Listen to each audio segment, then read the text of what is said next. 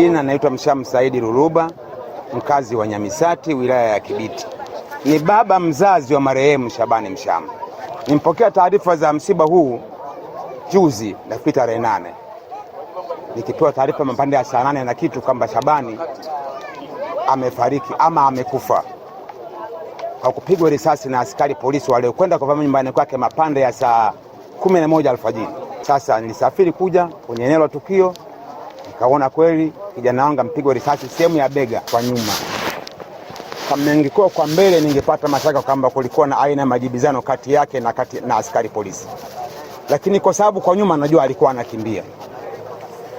Sasa nikirudia kwenye kanuni ninavyofahamu mimi, mtuhumiwa anayekimbia kumkimbia askari ana wajibu wa kupiga risasi maeneo mawili. Sehemu ya kwanza atapiga juu, ikishindikana anazidi kuongeza tutampiga risasi mguuni. Lakini bahati mbaya miguuni hakuna risasi hata moja zaidi ya begani. Kwa nikajua hii risasi maana yake alimkusudia, si kwa bahati mbaya. Na hata nilipofika kituo cha polisi kwenda kuhoji OCD huyu aliyeondoka hapa, nikamuuliza swali, kumtafuta huko mlitumia chombo gani katika kumtafuta mpaka ikawa Shabani asipatikane? Tunamtafuta tu hivi hivi. Sawa. Mlipofika kwenye eneo la tukio, mlimpa taarifa kiongozi kama raia wako tunamtafuta? Jibu hapana. Nikarudia kumhoji taratibu za sheria, akakosa majibu OCD. Nikasema tukio hili ni tukio la makusudi. Inaonekana walipanga kutoka walikotoka. Na mimi ninachokuagiza OCD, sitakubali kusema mtuhumiwa huyo mumeka ndani ndio mmoja tu, haiwezekani. Kwa sababu kiutaratibu wa kisheria walipotoka kwenda kwenye eneo la tukio, kabla ya tukio takio mwenyekiti wa kitongoji awe shahidi katika upekuzi wao. Taarifa hizi mwenyekiti wa kitongoji hana katika ujio wao, kwa sababu sheria hazisemi hivyo. Akakosa majibu ya kunijibu. Nikasema na kuomba, na hii ni mambo paka RPC. Nimpigia simu nikamuomba, nikaongea naye, nikasema ningependa kuona waliohusika kwenye msafara wa kwenda kufanya mauaji kwa Shabani wote wakae ndani kama watuhumiwa. Akaniitikia, akaniongonesha na RCO mkoa wa Pwani. Naye niliongea naye nikimwambia haya, akaniambia tuache polisi inafanya uchunguzi, tutafika mwisho. Sawa, nikaishia nao hapo. Sijajua kwenye hili watachukua action kiasi gani, lakini mimi nasema watafanya upelelezi, watakapojiridhisha basi watajua cha kufanya, ama kuwapeleka wote mahakamani, aidha kuendelea kumwacha mmoja wakimshikilia huyo aliyehusika na kushika bunduki. Mimi nikaishia hapo.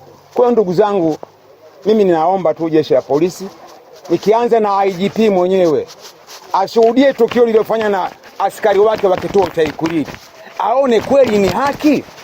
Wanakwenda mpaka kufanya mauaji kwenye kitongoji ambacho kina uongozi bila kuushirikisha.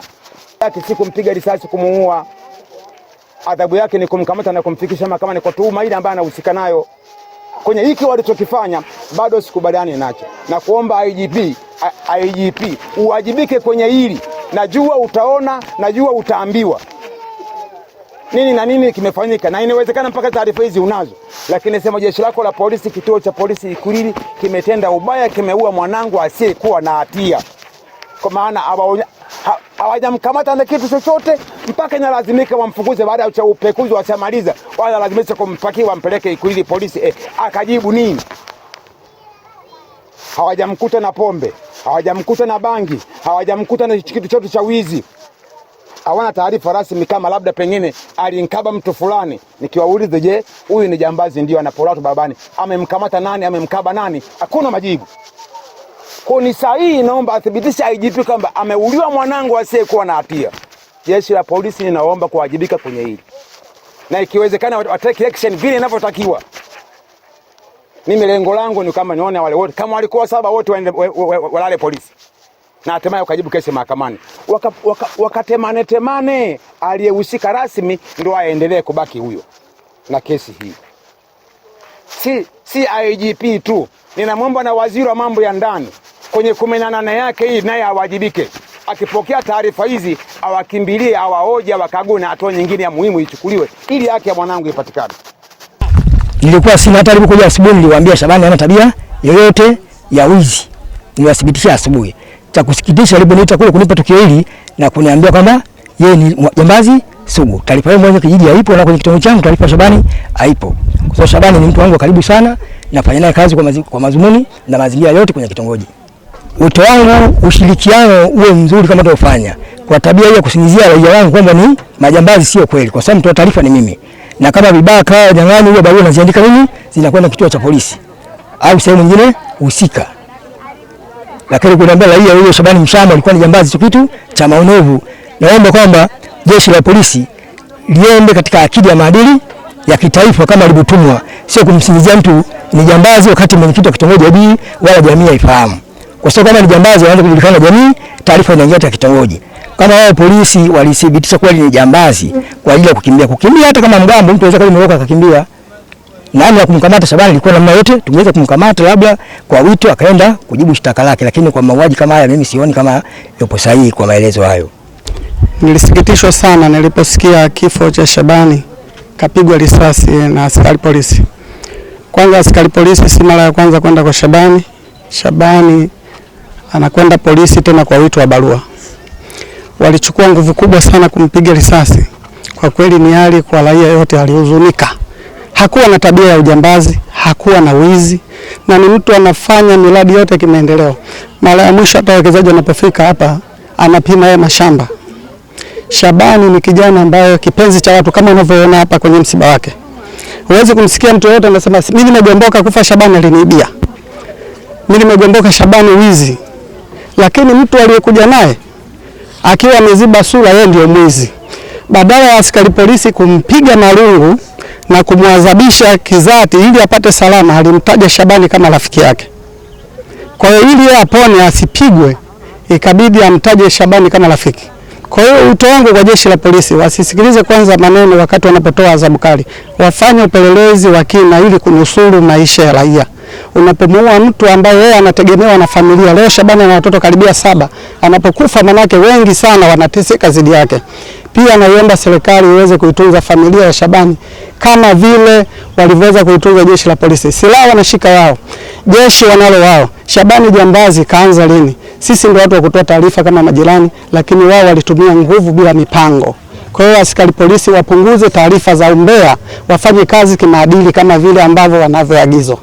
Tulilala ndani asubuhi majira ya saa 11 alfajiri.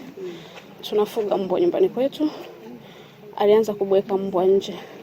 Baada ya kubweka mbwa nje, tumegongewa mlango.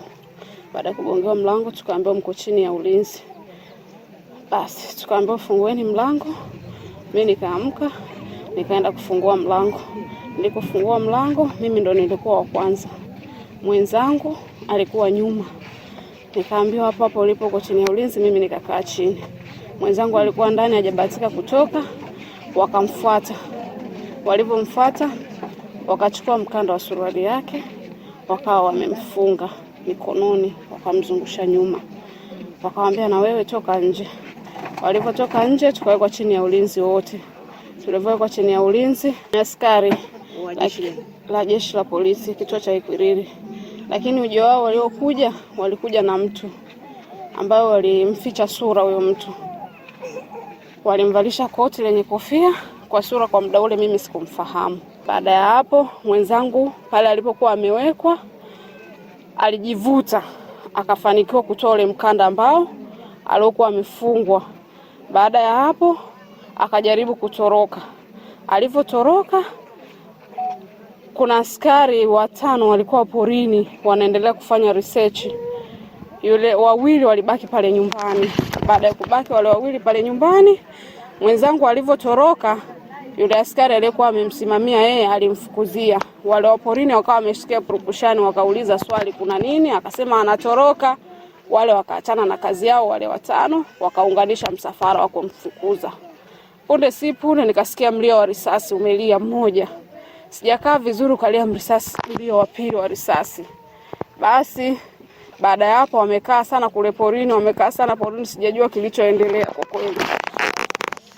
Punde si punde anakuja askari anakimbia, mama jiandae tuondoke. Nilimuomba yule askari samahani, hapa nyumbani kwangu hakuna mtu, naomba hata jirani yangu angalau nimwachie maagizo. Yule askari alikataa. Nikamwambia basi naombeni nijistiri angalau na nguo moja tu. Wakanambia mama fanya haraka, kwa ukali sana. Nikaingia ndani, nikachukua nguo ya ndani, nilikuwa tuna dera na nguo ya ndani, nikachukua na nguo nyingine nikajiongezea. Wakanambia mama fanya haraka, toka nje. Mimi nikatoka nje, nafunga milango yangu, na mbeba mtoto wangu. Lakini chanzo hapo hatua kuhusiana na chanzo cha tatizo lenyewe, nani alihusika, kwa nini alihusika, na ili tuweze kupata undani wake. Kwa hiyo kama tutapata uhakika na ukweli, hatua zaidi zitaendelea kuchukuliwa sambamba na hizi ambazo tumeanza nazo za kushikilia huyo askari wetu. Wananchi na waomba wavute subra. Ni tatizo ambalo linawaumiza na sisi linatuumiza sana, kwa sababu sio kusudio la jeshi la polisi kufanya mambo hayo. Katika masuala ya kazi linatokea, unakuta mtu mmoja ambaye pengine hakuwa pia na kusudio la kufanya jambo hilo, unasikia ameshalifanya, lakini ni kitendo ambacho hakikubaliki kwenye jeshi la polisi na hakikubaliki kwa jamii. Ndio maana tumeanza kuchukua hatua na tutaujulisha umma. Kwa hiyo niombe umma wanaorufiji, hasa wale wa Shauri Moyo, wawe watulivu katika kipindi hiki. Lolote litakaloendelea tutakuwa tunajulishana.